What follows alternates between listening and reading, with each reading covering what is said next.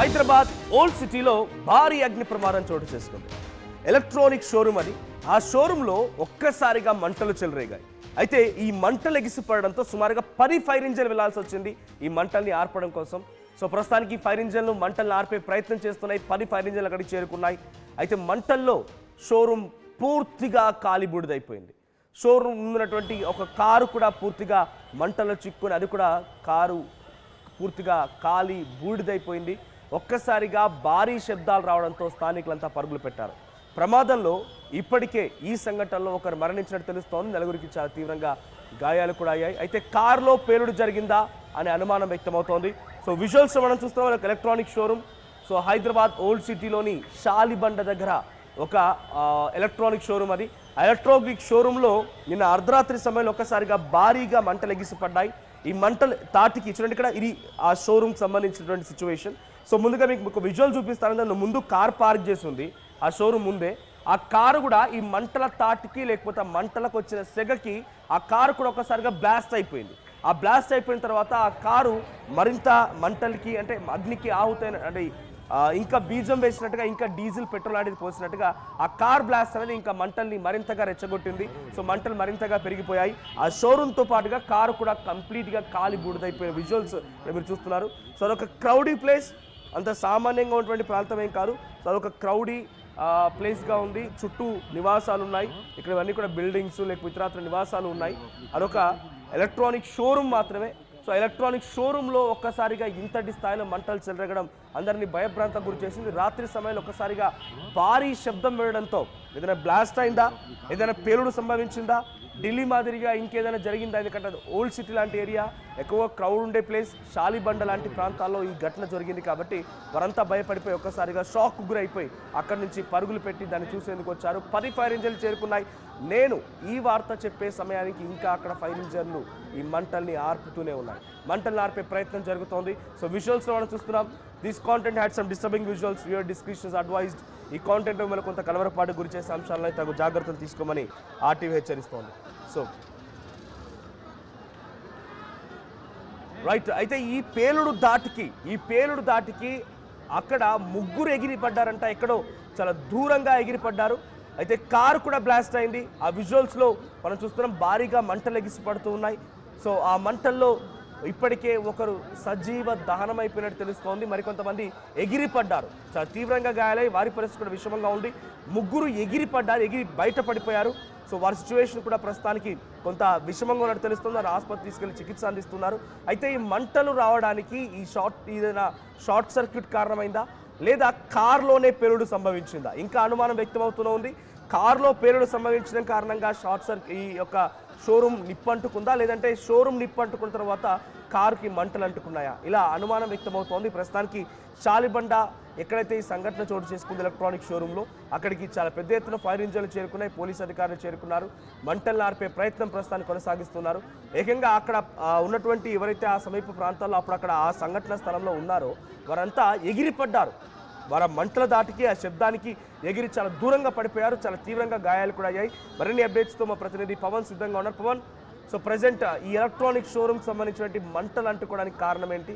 So కారులో పేలుడు సంభవించిన ఫస్ట్ కారు పేలుడు తర్వాతే ఈ షోరూమ్కి మంటలు అంటుకున్నాయా? ఎస్ మనోజ్, ఏదైతే చార్మినార్, చంద్రాయగుట్ట, ఉస్మానియా ఆసుపత్రుల సమీపంలో ఉన్న షాలిబండలో సోమవారం రాత్రి భారీ అగ్ని ప్రమాదం సంభవించింది. ఈ ప్రమాదంలో ఒకరు సుమారుగా అతని వయసు 40 సంవత్సరాలుగా తెలుస్తుంది, అక్కడికక్కడే సజీవ దహనం అయిపోవడం జరిగింది. మరో ఇద్దరికి కూడా తీవ్ర గాయాలైనట్టుగా కూడా తెలిసింది. లాల్ దర్వాజా వేడ్ సమీపంలోని గోమతి ఎలక్ట్రానిక్స్ క్లాక్ టవర్ పక్కనే ఉన్న షోరూమ్ లో షార్ట్ సర్క్యూట్ అనే విద్యుత్ ఘాతంతో మంటలైతే చెలరేగడం జరిగింది. రాత్రి 10 గంటల 20 నిమిషాల సమయంలో ఫైర్ కంట్రోల్ బుక్ అయితే సమాచారం ఇవ్వగా ఏదైతే గోషమాన్పూర్ నుంచి ఫైర్ ఇంజన్ అయితే ఘటనా స్థలానికి చేరుకుంది. 7 ఫైర్ ఇంజన్లు చేరుకొని మంటలు ఆర్పే ప్రయత్నం అయితే చేశాయి. మంటల దాటికి ఎలక్ట్రానిక్ వస్తువులు పేలడంతో స్థానికులు ఒక్కసారిగా భయంతో వణికిపోవడం జరిగింది. ప్రమాద స్థాయి పెరగక ముందే సిబ్బంది పరిసరాల్లోని స్థానికులను అయితే ఖాళీ చేయించడం జరిగింది. పక్కనే ఉన్న దుకాణాలకు కూడా మంటలు వ్యాపించకుండా స్థానికులు సాయంతో చర్యలు అయితే తీసుకున్నారు.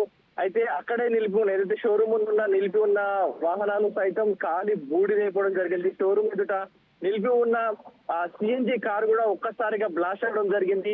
ఏదైతే నిన్న జరిగిన షోరూమ్ లో జరిగిన బ్లాస్ట్ ఏదైతే ఉందో అది కంప్లీట్ గా ఎలక్ట్రానిక్ స్టోర్ కావడంతో అందులో అన్ని కూడా batteries, lithium ion batteries, highly chemical batteries ఉంటాయి కాబట్టి సో ఒక్కసారిగా షోరూమ్ లో మంటలు అనుకోవడంతో ఆ బ్యాటరీస్ కట్టుకోవడంతో ఆ ప్రమాద స్థాయి అంతకు పెరగడం జరిగింది. ఒక భారీ విస్ఫోటనానికి దారితీసింది.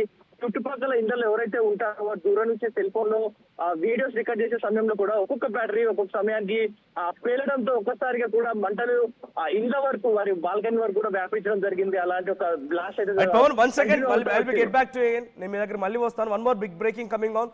సో కార్ లో ఉన్న వ్యక్తి మరణించాడు. అయితే ఆ షోరూమ్ లో ఆ సమయానికి షోరూమ్ క్లోజ్ చేసి ఉంది కాబట్టి ఈ ప్రమాద తీవ్రత కొంత తక్కువగా ఉంది. అక్కడికి వచ్చినటువంటి వారి యొక్క తీవ్రత తక్కువగా ఉంది. లేదంటే ఇంకా ఈ తీవ్రత ఎక్కువగా ఉండేది. సో మనకున్నటువంటి సమాచారం మేరకి గోమతి అనేటువంటి ఎలక్ట్రానిక్ షోరూమ్ అది. So Lal Darwaza cross roads దగ్గర Gomathi electronics. So Gomathi electronics సంబంధించినటువంటి ఈ ఎలక్ట్రికల్ షోరూమ్ లో అది క్లోజ్ చేస్తారు. షోరూమ్ ఆ పొద్దంతా జరిగింది, తర్వాత క్లోజ్ చేసి వెళ్ళిపోయారు. సో అక్కడ ఏం జరిగింది తెలియదు, కానీ ఎలక్ట్రిక్ షార్ట్ సర్క్యూట్ దీని కారణంగా తెలుస్తోంది.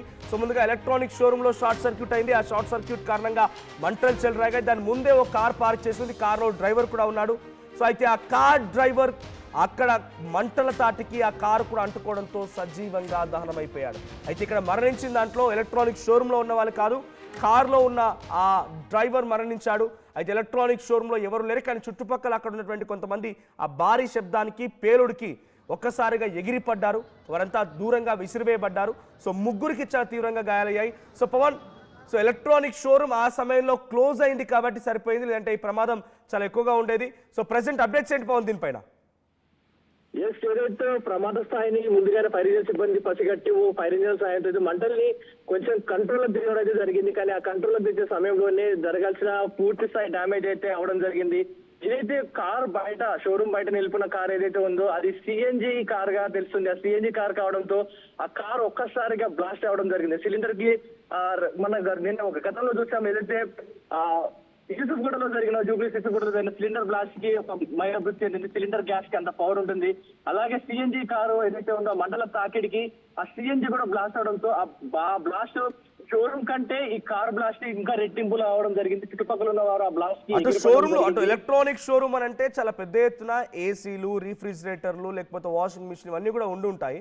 సో రిఫ్రిజిరేటర్ లో గ్యాస్ ఉంటుంది, ఏసీలో గ్యాస్, ఇవన్నీ కూడా కొంత కాంప్లెక్సిటీని పెంచాయా? ఈ ఘటనకు సంబంధించి ఇంకా మంటల్ని చెలరేగేటువంటి విధంగా చేశాయా?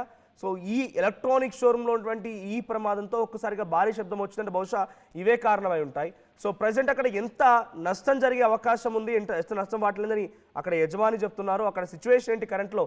చుట్టుపక్కల కూడా కొన్ని నివాసాలు ఉన్నాయి, ఇతరత్ర షోరూమ్లు కూడా ఉన్నాయి, వాటి పరిస్థితి ఏంటి? ఎస్ మనోజ్, ఏదైతే షోరూమ్ అనగానే మనకు కాస్త డెకరేటివ్ ఐటమ్స్ చేస్తూ ఉంటారు, డిఫరెంట్ లైటింగ్ అయితే సెటప్ చేసుకుంటా ఉంటారు. వారికి నచ్చిన లైటింగ్ కానీ షోరూమ్ తగ్గట్టుగా మోడిఫైలు చేస్తూ ఉంటారు. ఈ సందర్భంలోనే ఇష్టానుసారంగా వైరింగ్ లాగడం, ఆ లైటింగ్స్ పెట్టడం ఇవన్నీ కూడా చేయడం జరిగింది. కాకపోతే ఈ రీసెంట్ టైంలో షోరూమ్స్ లలో ఇన్బిల్డ్ లోపలే కొన్ని ఏసీలు పెడతా ఉన్నారు. ఏదైతే పోర్టబుల్ ఏసీలు ఎక్కడికైనా ట్రాన్స్పోర్ట్ చేసుకోవచ్చు, అది ఆన్ చేసి పెట్టుకోవచ్చు, అలాంటి పోర్టబుల్ ఏసీలు అయితే పెడతా ఉన్నారు. అలాంటి పోర్టబుల్ ఏసీలు పెట్టినప్పుడు వాటికి అవుట్డోర్ ఎయిర్ అయితే సర్క్యులేషన్ ఉండాలి. కానీ వీళ్ళు కంజెస్టెడ్ ఏరియాలో ఒక వాల్ కానిచ్చి ఇలాంటి ఏసీలు పెట్టడం, లేకపోతే పెట్టి మర్చిపోవడం వల్ల ఇలాంటి బ్లాస్ట్ అయి ఉంటుందంటూ కూడా అక్కడ అధికారులు చెప్తా ఉన్నారు. ఏదైతే పోర్టబుల్ ఏసీ, అందులో ఉన్న పోర్టబుల్ ఏసీ ఏదైతే ఉందో దాన్ని ఒకవేళ ఇలా ఆన్ చేసి పెట్టారా, లేకపోతే ఏవైనా ఎలకలు వైర్లు కొరగడం వల్ల షార్ట్ సర్క్యూట్ అయిందన్న దానిపై పోలీసులు అయితే ప్రస్తుతం దర్యాప్తు చేస్తా ఉన్నారు. కానీ లోపల ఉన్న వెహికల్స్ ఏవైతే ఉన్నాయో, షోరూమ్ లోపల ఉన్న వెహికల్స్ ఏవైతే ఉన్నాయో అవన్నీ కూడా పూర్తిగా ఒక్కొక్క వెహికల్ సుమారుగా 1,00,000 నుంచి 2 లక్షలు 3 లక్షలు కాస్ట్ గా ఉంటాయి. ఇవన్నీ కూడా అగ్నికి అవుతవడం జరిగింది.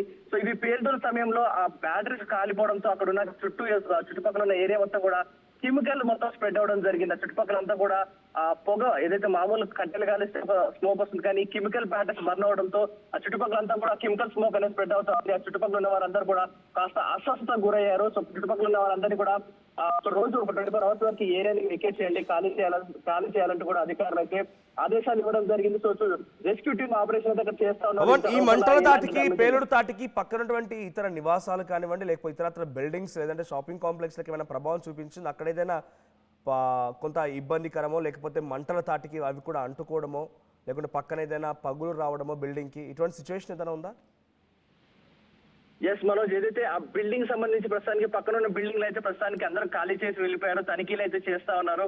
కానీ ఆ బిల్డింగ్ షోరూమ్ ఏదైతే గ్రౌండ్ ఫ్లోర్ లో ఉంది, కానీ దాని పైన ఉన్న బిల్డింగ్స్ ఏవైతే ఉన్నాయో వాటిలో కూడా మంటలు వ్యాపించడం జరిగింది. ఆ బిల్డింగ్ మొత్తం ఆ మంటలు వ్యాపిస్తూ అలా వెళ్ళిపోవడం జరిగింది. ఆ షోరూమ్ తో పాటు పైన ఉన్న ఆ కంపెనీలు ఏవైతే ఉన్నాయో అవి కూడా అందుకు అగ్నిలో కాలి బూడిదవడం జరిగింది.